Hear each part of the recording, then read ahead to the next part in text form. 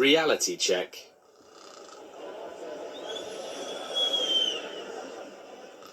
The other railway was undergoing hard times, more so than usual. The staff had been threatened with legal action after a disastrous visit from two important media persons. If they wanted any chance of the charges being dropped, the railway had to undergo an official inspection. Everyone spent the next few days feeling very nervous. Scamcan was so worked up about it he even took up smoking. But he just as quickly kicked the habit when he asked his driver for a light and ended up with his fuel tank on fire. At long last, the day of reckoning arrived. The Thin Git was lying asleep on his office floor, empty whiskey bottles strewn all round him. His butler hopped around them and shook his master awake.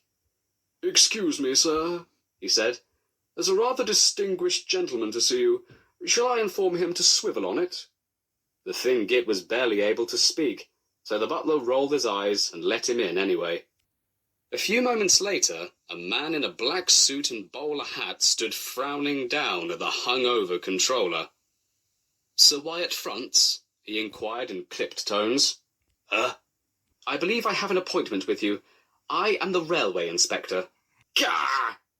The Thin Git sobered in an instant. He sat bolt upright on the floor with bloodshot eyes clamped wide open. "You're alive. That always helps," sniffed the inspector. Please excuse the mess," spluttered the Thin Git. Only you never told us when you were coming."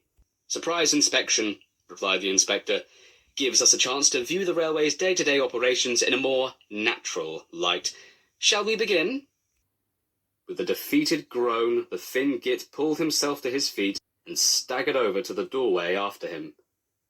"Perhaps I could recommend a pair of trousers before you leave, sir," inquired his butler. An obscene hand gesture was his tip. Their first stop was the big fat station. As the inspector's car pulled up, angry voices could be heard from the platforms. "Wake up! "He's just sitting there." Bloody railway!" The Thin Git winced in his seat. The passengers were yelling at Diesel. He had been setting up old Stuck-Up's express coaches and fallen asleep halfway through. No doubt he'd been hitting the oil refinery the night before. Everyone shouted and bellowed, but nothing worked. As if things couldn't get any worse, old Stuck-Up himself showed up seconds later. "The lazy little louse," he snarled. "Fine. If you want something done right, you've got to do it yourself." Growling fiercely, he charged into Diesel and sent flying backwards into the coaches already arranged. The carried in all directions. They crashed into offices, they smashed through support pillars. In under a minute, the station had been completely demolished. Passengers ran screaming from the scene, and old Stuck-Up slinked away. The Thin Git watched the inspector scribbling furiously in his notebook. "That's my engines for you," he smiled weakly. "Always eager to help each other out." Diesel belched loudly in his sleep. Their visit to the yard was no less horrifying. The first thing that caught their eye as they arrived was a large cloud of black smoke beside the breakdown train. "Fire!" cried the inspector. "No," groaned the Thin Git. "Derek." The duo made their way over to the Diesel, coughing furiously as they entered his thick fog. "Sorry," said Derek. "Overheated again. Those blasted trucks must have been holding back again." "Not to worry, sir," called one of the workmen. "We'll put him right again. Just you watch." The crane suddenly swung round and knocked the green Diesel onto his side. "It could take a few hours, though," the workman added. The inspector continued scribbling as he and the Thin Git left Derek to be rescued. They had barely gone a few tracks when they bumped into Scamcan beside a signal box. He was coupled to a long line of trucks and happily exchanging dirty anecdotes with the Brakefather. "And just what is this engine still doing here when his signal is green?" the inspector asked. "He should have left for the industrial district 15 minutes ago, according to my copy of the schedule." "Shut up, I'm almost done," snapped Scamcan, continued his story, until his dear controller started kicking his door. All right, he growled, and finally hauled his heavy load out of the yard. Oil drums on beds, girders in coal trucks, pipes unsecured, tucked the inspector. The Thin Git was sweating furiously. What else could possibly go wrong? Crash! Lord, exclaimed the inspector, that sounds like your goods diesel. Both he and the Thin Git scurried along the line after Scamcan. It wasn't long before they found him and his truck sprawled across the tracks, along with Bowler and a train of empty coaches. How on earth could this have happened? The inspector cried. The signal was still at green. He stopped. Where are their drivers? The Thin Git smiled weakly. What drivers? They're drivers, Mr. Frantz, they're drivers, the people who drive them. Where are they? Buggered off, grumbled Scamcan. Said he'd rather be at home watching the cricket. Faugh, who needs him anyway? Well said, agreed Bowler. This has only been my second collision today without mine. If he wants his Brian Lara, he can have him. All the commotion attracted an irate man in a signalman's uniform and nightcap. Oh, will you look at this? He moaned. Can't you lot keep your crashes quiet? Some of us are trying to catch up on some sleep. Mr. Frantz, said the inspector. Thin Git didn't reply. He was too busy introducing his head to the nearest wall. It was sunset before the calamity came to an end. The inspector was just dropping the Thin Git off at the big fat station before he left. Workmen could already be seen trying to put the station back together, but with little success. Blue tack will only do so much. Well, I hope you enjoyed your visit, said the Thin Git in a would-be cheerful voice. The inspector simply eyed him coldly. The controller began to tremble, and within seconds he was on his knees, pleading his coal heart out. Oh, please, sir. Please, I'm sorry, sir. Truly sorry, sir. He grovelled pathetically. I'm sorry for the laziness and the delays and the destruction, Mr. Frantz, and the cheap engine parts and the incompetence and the bad manners, Mr. Frantz, and the shoddy rolling stock and the drivers and the signalmen, Mr. Frantz. The Thin Git snapped out of his bootlicking. Yes? Mr. Frantz, if you really must know, none of the faults which you have just mentioned to me about your railway interest me in the slightest. Really? The controller beamed. Of course not, snapped the inspector. Goodness, man, every railway in the country's like that nowadays. No, Mr. Frantz, what truly dissatisfies me about your railway is the complete and total lack of any female staff. What? That's it? That's it, spluttered the inspector. You say, that's it, to the Deputy Vice-Chairman of the British Political Correctness Brigade? He flashed his badge impressively. You have 2 weeks to acquire at least one female employee, he went on. Otherwise, I shall take great pleasure in making sure your railway never runs another service for the rest of eternity. Good day to you. With that, he drove away from the big fat station and out of view. The Thin Git picked a beetle up off the ground. Well, at least I still have my dignity, he sighed, and fed it to the creatures in his moustache. Need another engine by court order.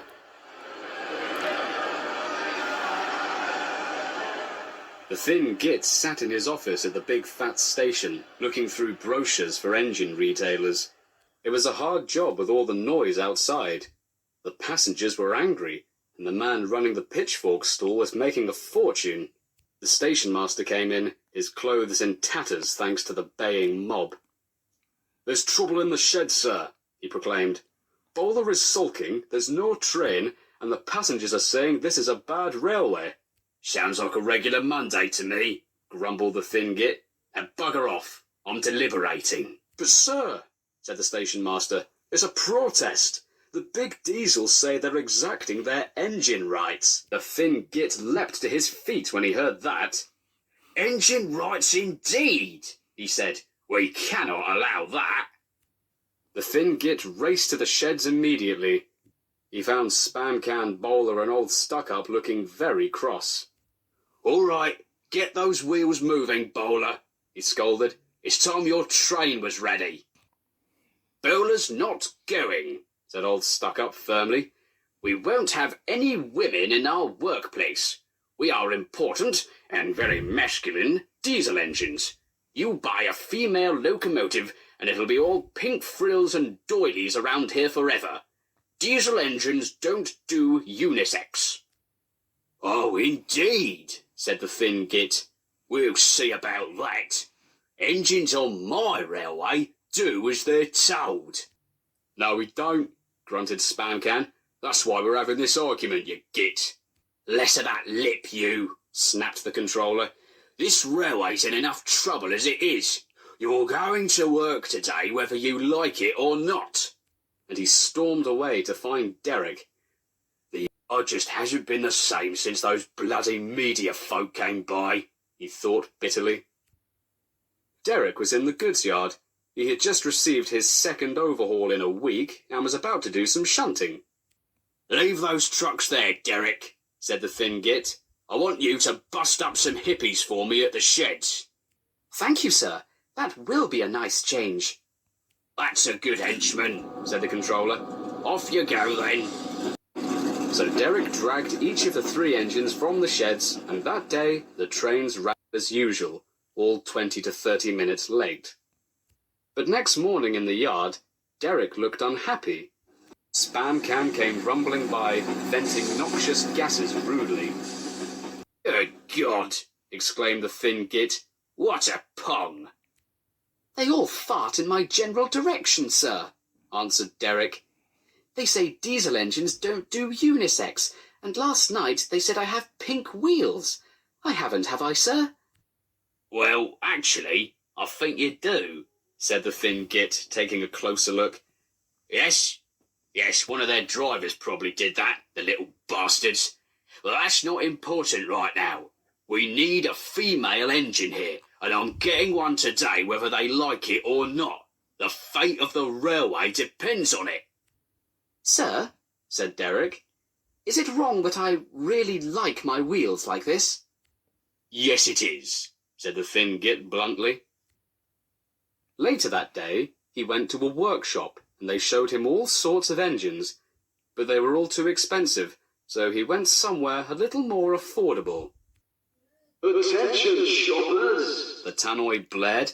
Used trucks have just been slashed down to 65p. That's as the price.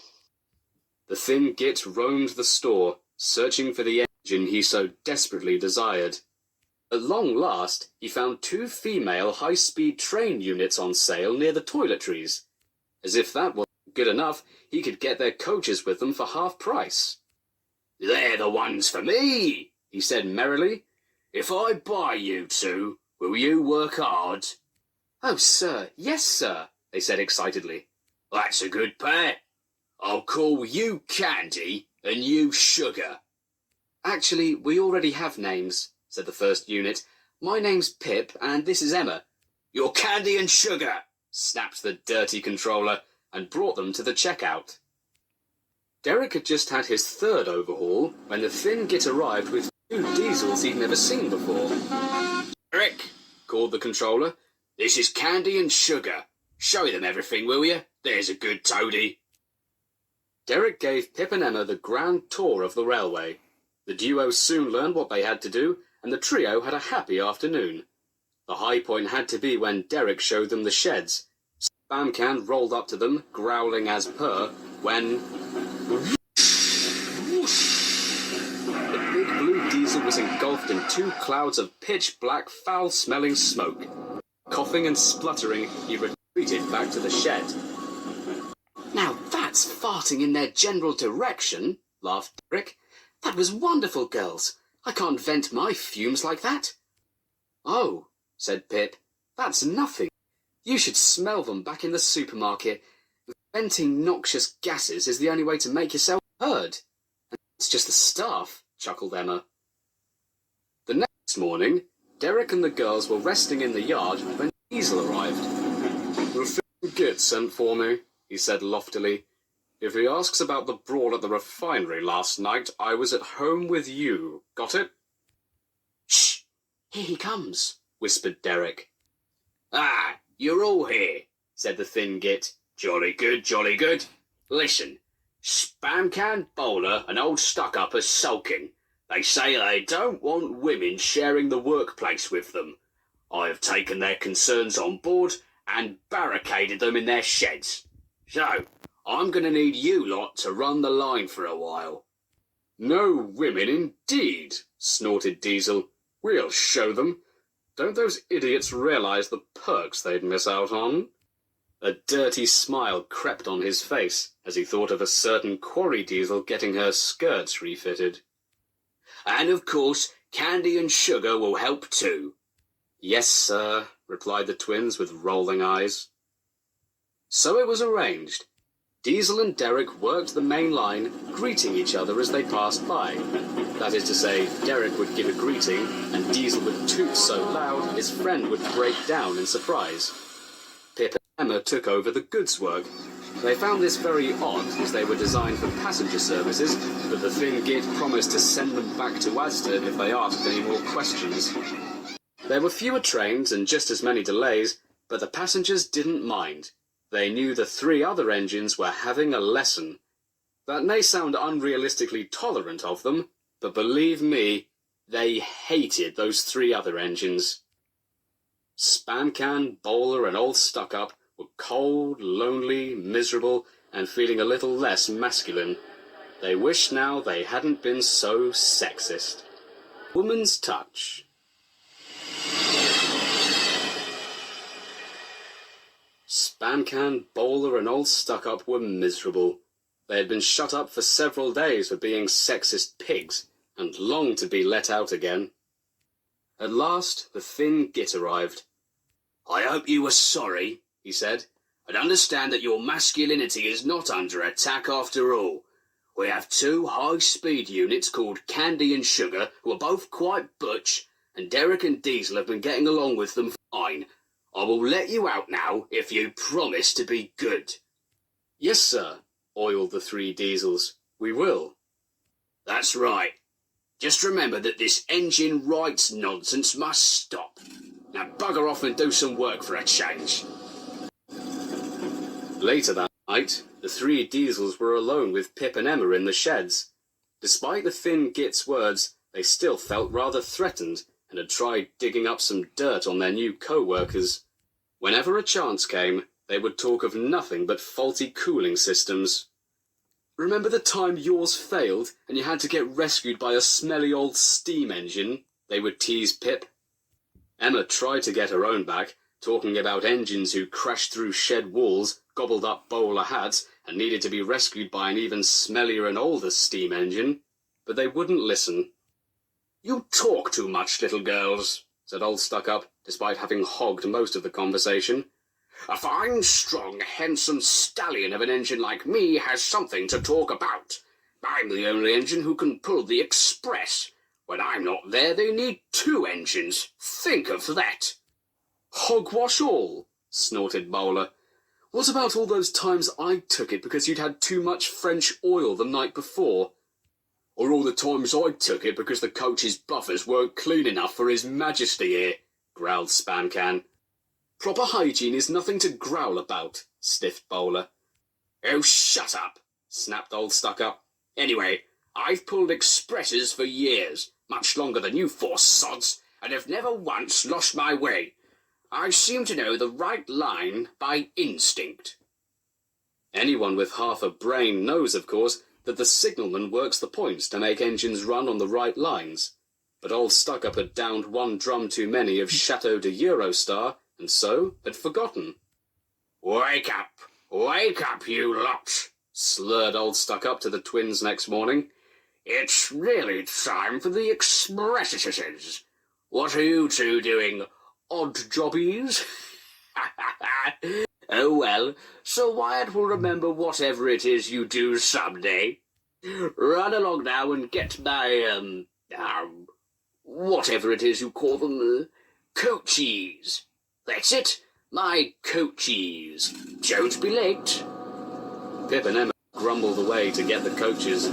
They were all shining with lovely new duct tape. The girls were careful not to bump them, and they followed them smoothly into the big fat station, singing gloomily, "We're going with stuck-up, we're going with stuck-up." "I wish we were going instead," said Pip. "We'd love to pull an express and fly along the line again." "If that twit of a Git lets us," added Emma. "I swear he's a few sleepers short of a siding." At that point, old Stuck-up, with much noise, hiccuping, and venting of gases, got ready to back onto the train. The Thin Git was on the train, with the greyish author and the red producer to show them the railway had indeed changed. As soon as he heard the guard's bellow of, "Get a bloody move on then," old Stuck-up started. Look at me, ladies, look at me, ladies, He slurred, and the coaches jerked after him. Shoot, shoot, shoot, shoot, shoot. Goodbye, little girls. See you tomorrow. Pip and Emma watched the train disappear and then went back to work. They pushed some trucks into their proper sidings, not that easy with their rounded fronts, and went to fetch the coaches for another train. Emma had just brought the last coaches to the platform when they heard music. There was old Stuck-up, giving an off-key rendition of Knees Up, Mother Brown at the top of his voice. Hello, Stuck-up. Is it tomorrow?" grinned Pip. Old Stuck-up didn't answer. He just gave them a big silly grin. "Did you lose your way?" asked Emma. Indeed I did not, slurred the male diesel. Those blasted singelmen thought I was too drive to drunk, so they switched me onto the loop, and I went all round and back again and... "Instinct indeed," tutted Pip. Emma giggled. Meanwhile, all the passengers hurried to the booking office. "We want our money back," they shouted. This in itself was nothing new, but the greyish author and the red producer were among them. The Thin Git scrambled on a trolley and threw the guard in the air. He screamed so loudly that they all stopped to look at him. Then he promised them a new train at once. First, they tried Bowler, but the buffers were just that little bit too dirty for his liking. Next, they tried Scamcan, who was so rough he almost snapped a carriage clean in half. Diesel had a shot as well, but he was far too small and short-tempered to move the train an inch. Lastly came Derek, who burst into flames the second he was coupled up. At last, the Thin Git approached Pip and Emma. "None of the others can do it," he said. "Can you pull it for us, girls?" "Sir, we'll try," they said. So a twin was coupled on at either end, and everyone got in. Do your best, ladies," said the Thin Git. "You're pulling us well," sang the coaches. "You're pulling us..." Bridges and stations flashed by as the high-speed train suddenly went into overdrive. The passengers were both screaming and cheering as they tumbled about the coaches like paper flakes in a snow globe. Then, as suddenly as it started, it stopped. They were already at the last station. Everyone gave a giddy thank you to the twins, and the two media folk were very impressed. "That's a fine pair of engines you have there, Sir Franz," said the greyish author. "Polite, safe, reliable, and very, very fast. We started an hour behind schedule, and we've ended with half an hour to spare." "And you've heeded our recommendations on your hiring policy too," added the red producer. "Very well, Sir Franz. We shall drop the lawsuit and leave you to your railway. Good day." And they both wobbled away to wait for their bus. Thin Git was ecstatic. "Well done, you two," he cheered, and personally snogged each of them in turn. Did he use tongue? What's it to you, you perverted little bookworm, you? "This calls for a reward," the Thin Git went on as the twins coughed and hacked. "How would you like to be my new express engines?" "Yes, please," cried Pip and Emma. "It's settled," said the controller. "Hooray for candy and sugar." "He'll get it right someday," groaned Pip. Pip and Emma are now fully fledged members of the other railway fleet. Their fast and reliable express service means the railway now actually makes a profit. Well, about £2.50 a day, but it's better than nothing. And their feminine wiles mean that the PC police won't be a-knocking for a good long while. As for the other engines, I think it's safe to say their views on women drivers have changed substantially. Don't you think? P.S. Old Stuck-Up is at the Priory workshop as we speak.